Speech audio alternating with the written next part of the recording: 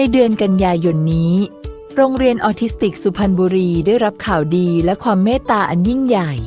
จากสำนักทรัพยากรน้ำเขต 2 จังหวัดสุพรรณบุรีที่ได้ให้การอนุเคราะห์งบประมาณจำนวนทั้งสิ้น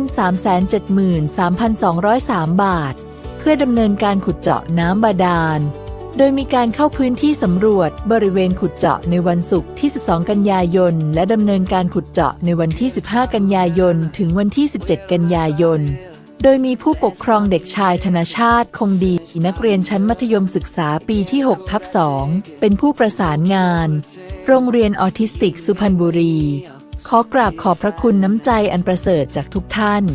ที่ร่วมสร้างสิ่งดีๆให้เกิดขึ้นในครั้งนี้